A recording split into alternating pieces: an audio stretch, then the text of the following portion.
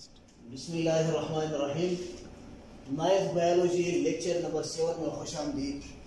आज हम बायोलॉजी का हमारा जो साबिक़ा टॉपिक था कैरियर्स इन बायोलॉजी, उसका पार्ट 2 पढ़ेंगे। तो इससे पहले हम बायोलॉजी के 4 कैरियर्स के बारे में पढ़ चुके हैं। आज हम अपना 5वां कैरियर स्टार्ट करेंगे और वो है एनिमल साइंस या एनिमल हस्बेंड्री या वेटरनरी साइंस।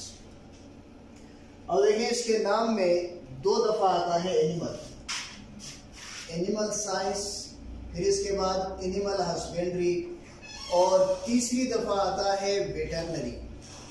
तो 2 दफ़ा एनिमल और 1 दफ़ा वेटरनरी। एनिमल के तो मतलब का हमें इल्म है कि एनिमल कहते हैं जानवरों को, और वेटरनरी कहते हैं उस डॉक्टर को जो जानवरों का इलाज करे, उसे नाम देते हैं वेटरनरी का। तो इन तीनों नामों के जो पहले वर्ड्स हैं, इन तीनों का ताल्लुक है एनिमल के साथ। इसके बाद साइंस, हस्बेंड्री और फिर साइंस। तो साइंस का हमें पता है कि एक ऐसा इल्म है जो ऑब्जर्वेशन और एक्सपेरिमेंट से हासिल हो, और दूसरे अल्फाज में हम यूँ भी कह सकते हैं कि science is a type of knowledge. तो जानवरों का नॉलेज या जानवरों का डॉक्टर बनने का नॉलेज या एनिमल हस्बेंड्री। हस्बेंड्री कहते हैं पालने को। तो इसका मतलब है ऐसा कैरियर जिसमें कोई लाइफ स्टाइल के बारे में 2 चीजें सीखता है। सबसे पहली चीज इस कैरियर में जो सीखी जाती है वो है ब्रीडिंग। ब्रीडिंग कहते हैं परवरिश करने को। और उसके बाद दूसरी जो चीज इस कैरियर में सीखी जाती है वो है रेजिंग। रेजिंग का मतलब है उठाना। उठाना का मतलब तादाद में इजाफा करना। तो इस कैरियर में लाइफ स्टॉक के बारे में 2 चीजें सिखाई जाती हैं। The first one is breeding of life stock, कि लाइफ स्टॉक की परवरिश कैसे की जाएगी। And the second one is raising of life stock, मतलब यह है कि लाइफ स्टॉक को या डोमेस्टिकेटेड एनिमल्स को, घरों के अंदर पालने वाले जानवरों को या फार्म्स के अंदर पालने वाले पालतू जानवरों की तादाद को कैसे बढ़ाया जाता है। तो ये 2 चीजें हम पढ़ते हैं इस कैरियर में।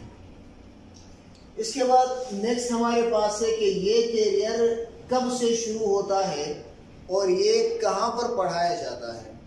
तो ये शुरू किया जा सकता है एफएससी के बाद। अगर कोई बंदा प्री मेडिकल में, मतलब कोई एफएससी में बायोलॉजी का मजमून ले, तो उस बायोलॉजी के मजमून के साथ एफएससी मुकम्मल करने के बाद इस कैरियर को ज्वाइन किया जा सकता है।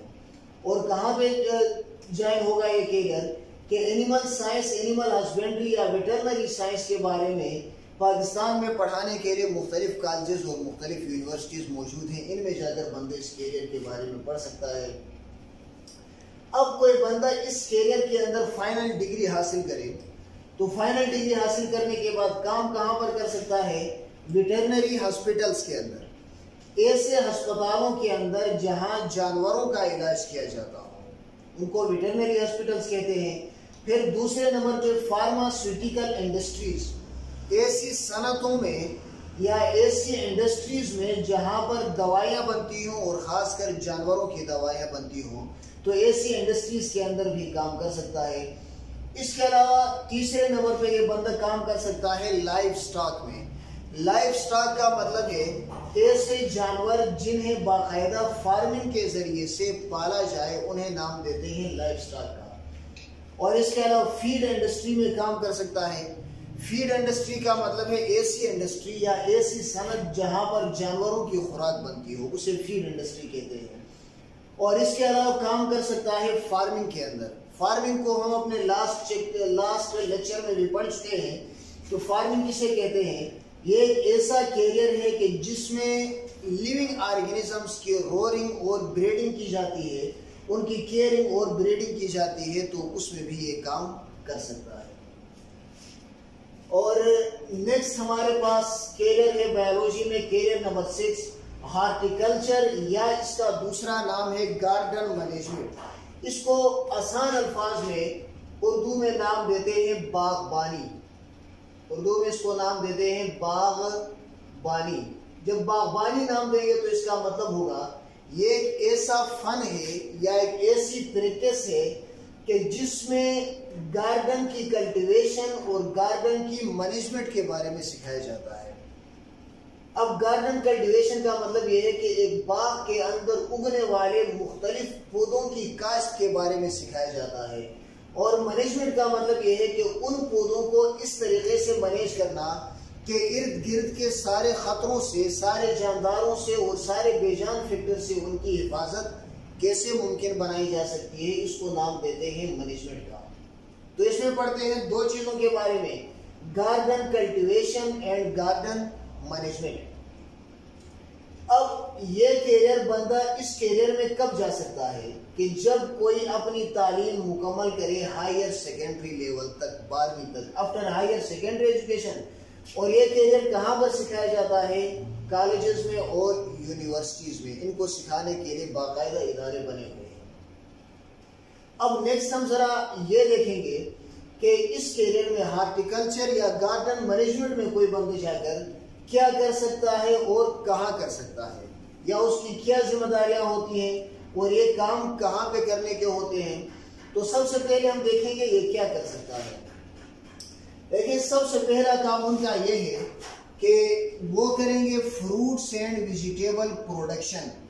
वो सीखेंगे कि किस तरीके से फ्रूट्स की ज्यादा मकदार और अच्छी मकदार पैदा की जा सकती है, या किस तरीके से वेजिटेबल्स की ज्यादा मकदार और अच्छी मकदार पैदा की जा सकती है। दूसरा काम उनका होगा लैंडस्केप डिजाइनिंग।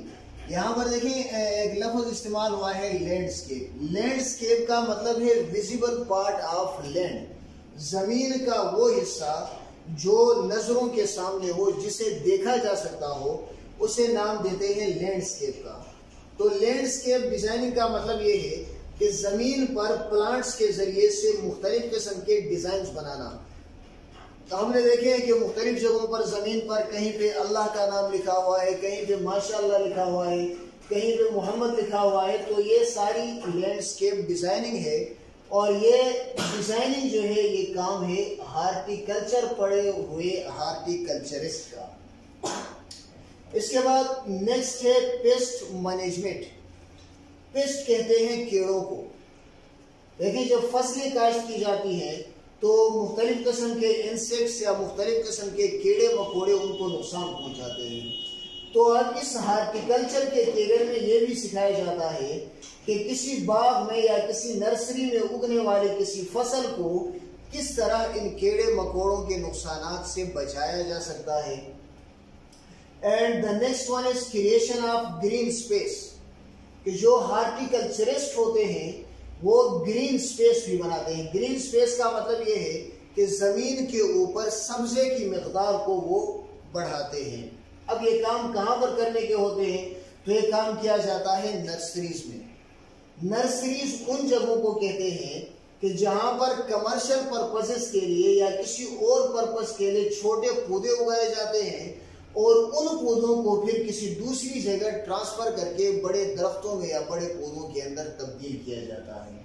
इसके बाद दूसरे नंबर पे है गार्डन्स। बागों में ये काम किए जाते हैं। और इसके अलावा पार्क्स। पार्क्स कहते हैं तफरीही मुकामात को।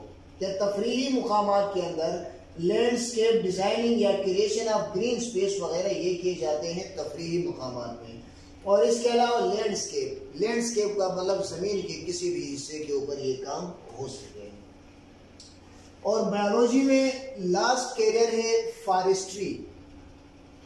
फॉरेस्ट्री में क्या होता है कि managing and caring of forests.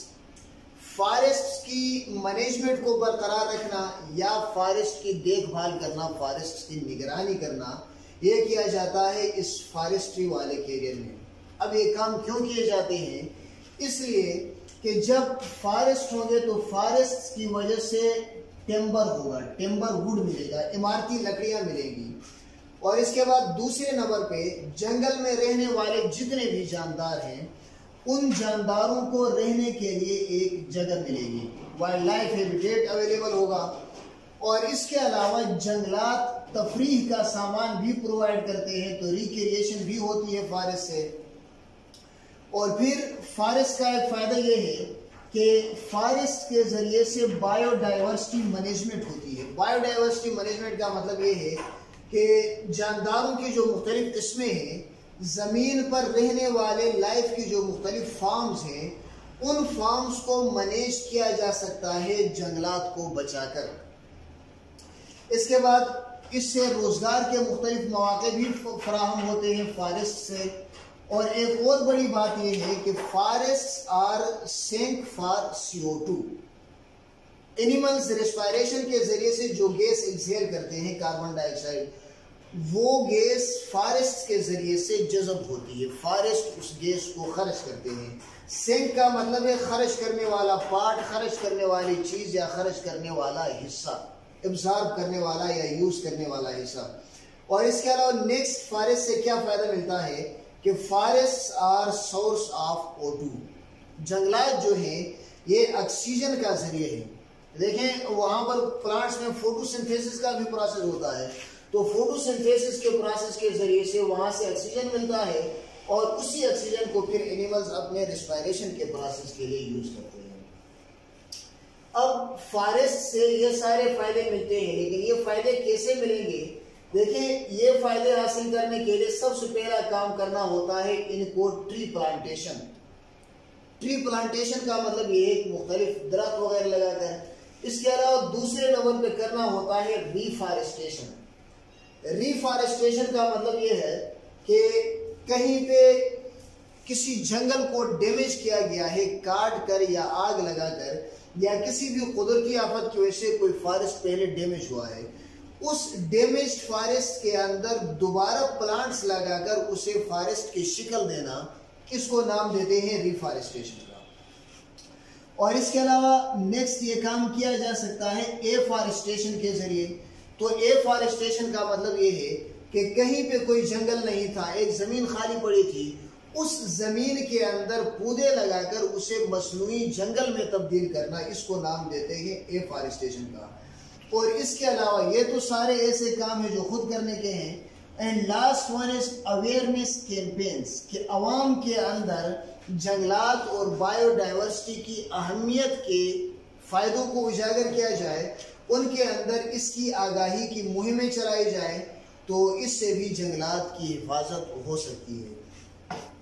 अब ये फॉरेस्ट्री का इल्म ये कहाँ पर सीखा जा सकता है? यूनिवर्सिटीज के अंदर या कॉलेजेस के अंदर। और कब सीखा जाता है? कि जब कोई बंदा इंटरमीडिएट मुकम्मल करे, अपनी 12 साल तालीम मुकम्मल करे, तो उसके बाद फॉरेस्ट्री के करियर में जा सकता है। एक और बात यहाँ पर नोट करने की ये है, देखिए एनिमल्स के बारे में और प्लांट्स के बारे में, ये एनिमल साइंसेस है और ये हॉर्टिकल्चर जो है ये प्लांट्स के बारे में है। इससे पहले हम 2 कैरियर्स पढ़ चुके हैं, एक एग्रीकल्चर है और दूसरा फार्मिंग है। उस एग्रीकल्चर और फार्मिंग के अंदर भी एनिमल्स और प्लांट्स को डिस्कस किया गया था, लेकिन फर्क सिर्फ ये है कि एग्रीकल्चर में भी प्लांट्स और एनिमल्स दोनों थे, फार्मिंग में भी प्लांट्स और एनिमल्स दोनों थे।